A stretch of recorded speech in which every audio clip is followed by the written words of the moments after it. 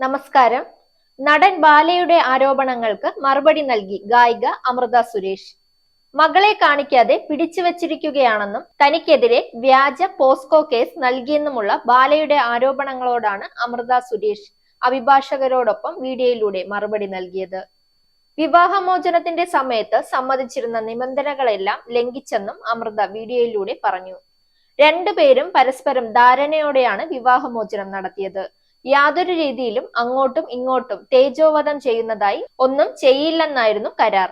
എന്നാൽ ഇത് ലംഘിച്ചുകൊണ്ടാണ് ബാല ഇത്രയും വർഷമായി സോഷ്യൽ മീഡിയയിലൂടെ പല ആരോപണങ്ങളും അമൃതയ്ക്കെതിരെ നടത്തുന്നതെന്നാണ് അഭിഭാഷകർ പറയുന്നത്. മകളെ കാണാൻ കോടതി അവസരമുണ്ടാക്കി കൊടുത്തപ്പോൾ പോലും ബാല അതിന് മുതിർന്നിട്ടില്ല.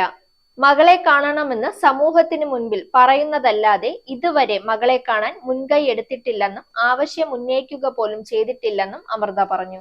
25 ലക്ഷം രൂപയാണ് അമൃതയ്ക്ക് കോമ്പൻസേഷൻ നൽകിയത്. കുട്ടിയെ വളർത്താനോ പഠനത്തിനോ വിവാഹത്തിനോ പണം നൽകില്ലെന്ന് ബാല ഡോക്യുമെന്റിൽ വ്യക്തമാക്കിയിട്ടുണ്ടെന്നും അഭിഭാഷകർ പറഞ്ഞു.